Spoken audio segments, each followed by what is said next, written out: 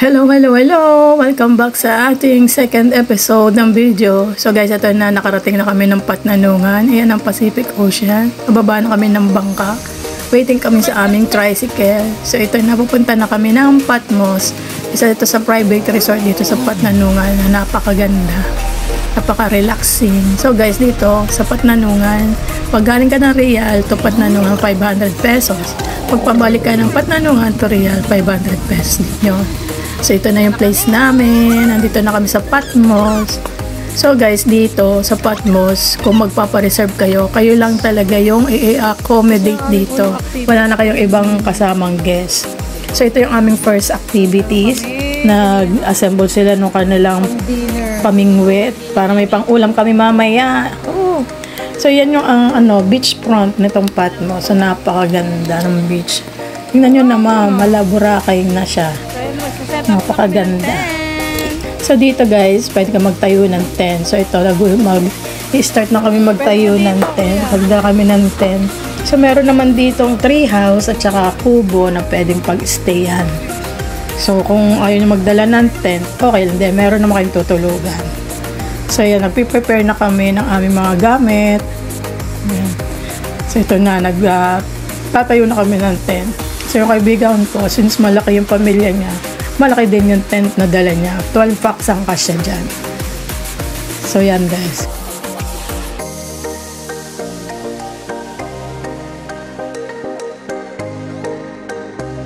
Kuya Alan, single tent. Si Kuya Makne, pang 3 to 4 yung kasya doon sa tent niya. So ang akin naman yun, may nakahiga na. Ang dala ko ay banana bed na pwedeng gawing banana boat. So hindi siya magkaigi. Tinulungan na siya ni Kuya Alan. Ayan, natayo na agad. So yan. So guys, ito na ang aming first day dito sa Patnanungan. Ito ang sunset viewing na napakaganda. Tignan nyo naman guys.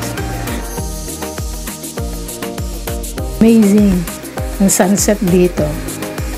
So yan guys, nag-start ng mag-swimming yung aming mga kabataan, mga naglalaro na sila dyan. Kanya-kanya ng posing sa sunset. Tapos yung iba naman nagluluto na for our dinner. Nagkukwentuhan doon sa kubo.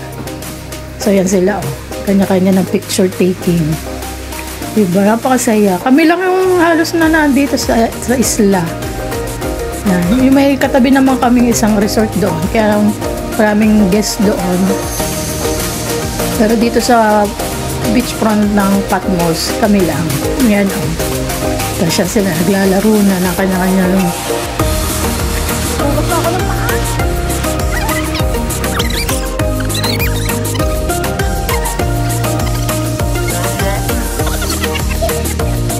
So yan, yung pinakamakulit sa aming pinakamakulit si Pong. So ito na ang aming dinner. Preparing na sa aming dinner. So yan guys, kain na tayo. Meron tayong kanin, adobong pusit, laing, sasyadong isda, fresh from the ocean. Itog na pula. So let's eat na guys. Dinner time.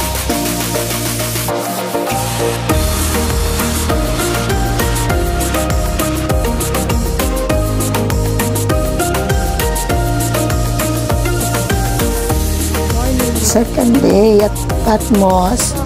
So ito na, kagigising lang po ng mga person. Si Mami RG ay nagluto na ng sopa for our breakfast. Hindi naman po kami masyadong mahilig dito sa sopas. Comment down below.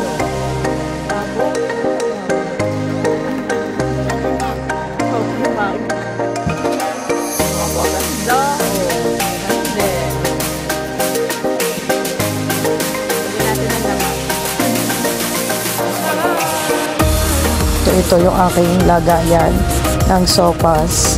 Hindi ko maintindihan ko. Yan ay coffee mug. Mixing bowl yata ito. Yan ang cute. Yan sa Mami RG. Siya po nagluto niyan dahil paborito po yan ng kanyang anakis na si Ate Adi. So, kape. Hindi pwedeng walang kape. Coffee is life, guys. Yan. Kaya Alan titiplag eh. So, habang nagkakape-kape kami, ay kami nagkukwentuhan, kulitan, ng mga nang naganap kahapon. So, yun. Napasaya naman ang aming kwentuhan. Ayan, kape. Excuse me po. Sige na, waiting na po kami sa aming bangka.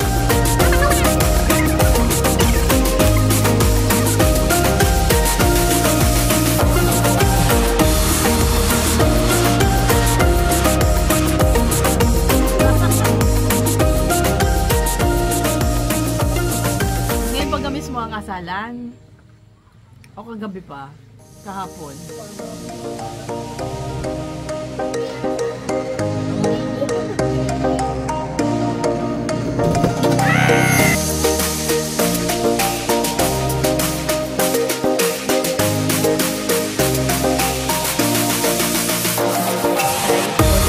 So ito na nga, getting ready na sa ating island hopping. Pero bago tayo mag fun under the sun, kailangan muna nating maglagay ng mga pamprotect sa ating balat. Yan, naglagay tayo ng sunscreen para hindi tayo ma-sunburn. At sobrang init. Sobrang init na ngayon, guys. Kaya sarap mag-swimming dito sa Patmos. So yan, naglagay ako ng sunscreen. Kanya-kanya na kami lagayan dito ng lotion. Yan sila. Kanya-kanyang pahid.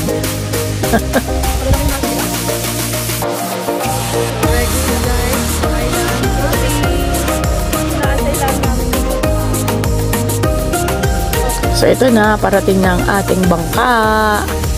Tara! Narito na pala siya at nakarating na. So yan ang ating sasakyan, guys. So dito, guys, sa Patnanungan, sa bangka, maximum ang 10 person.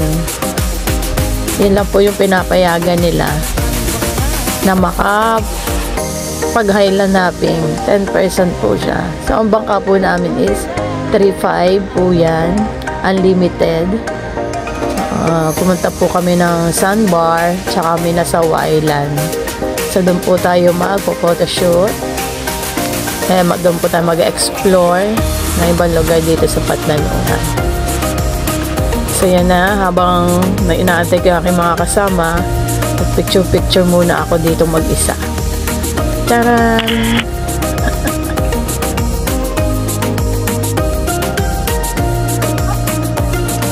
So ito na nga, guys, ready na kami sa island hopping. Isa-isa na kaming sumakay ng bangka. Yan, para masaya, may paganan. O, diba, saya. Saya din, kasi yung bangka, walang hagdan. So, hindi namin maintindihan kung saan kami pepesto ng pag-akyat. So, yan, nandaan namin yung aming mga sarili. So, yung aming pupuntahan ay siguro mga 15 to 20 minutes ride doon sa Sandbar. So, yan, nakasakay na kami lahat. So, yan po yung pinakamatanda sa amin, kaya Seseng. Siya po yung may-ari nung Patmos Resort. Kaibigan po namin siya. So, kung gusto nyo rin pong pumunta, kontakin nyo lang po siya. Seseng Oblena po. Yan. I-accommodate po kayo niya. So, ito na. Paalis na kami.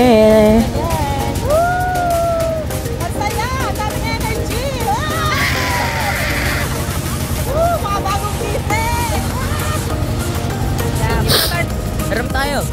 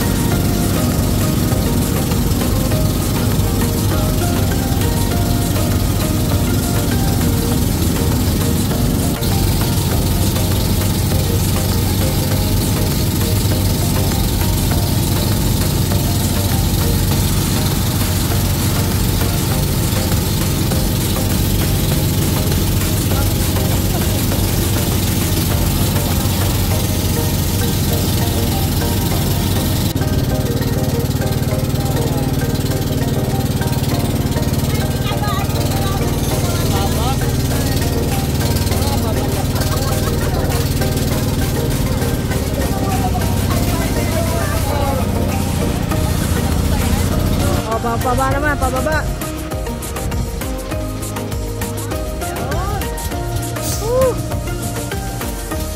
We're here na, guys. Baba na kami, guys. Tagwa na napakalaki. Hi, guys.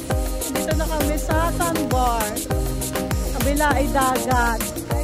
Kabila ay dagat. Pero magpa-photoshoot kami dito, guys. 9:30. Time check 9:30. Sulik na kami. Nakaisip na mag-island natin. Tingnan, ganda na ganda. Oh, tabulo.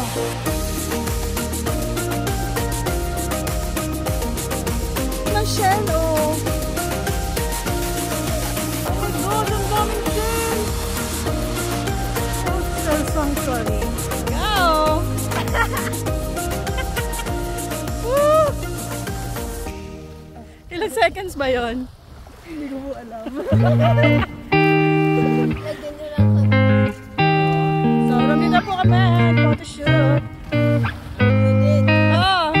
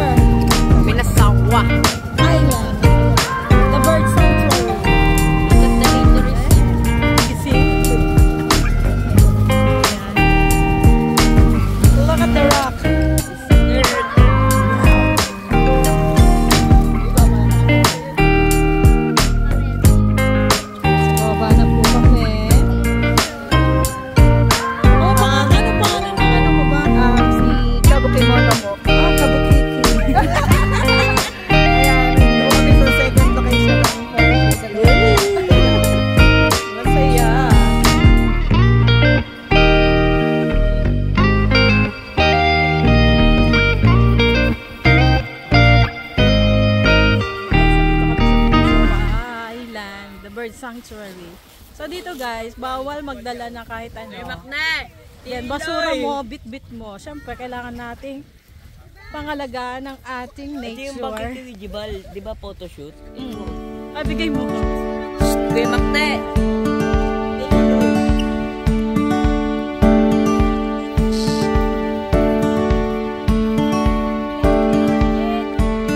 Searching yan.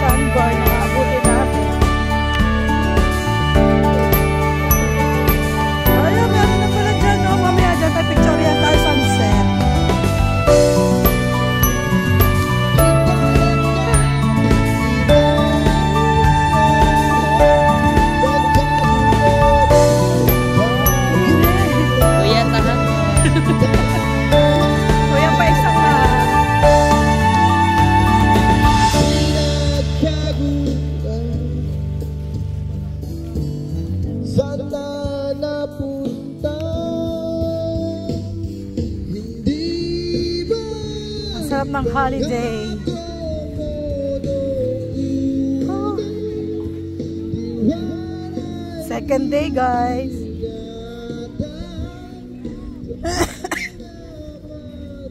O yan, oh.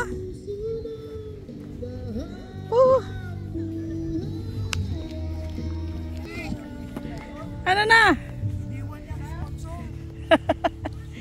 Kami mga ngasalan nga sana doon ay thank God, nakabalik na kami. Masaya, masaya. Hanap ko kung nasaan yung Malaki. nakalabas. Allah.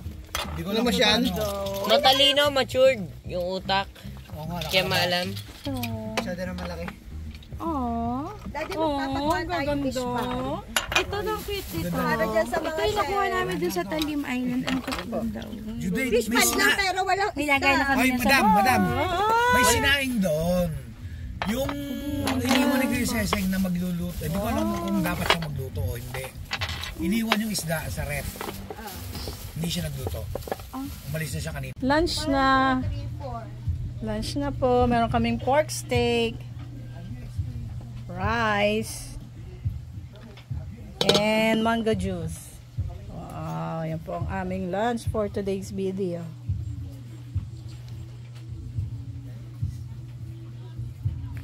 Guys, puro kanin. Yan po ang lunch. itinago sa ilalim ng kanin yung ulam. Tinago ko pa sa ilalim ng kanin ng ulam ko. Parang wala makaingi. Kanila na ang karne. Akin ang isda. Sarap.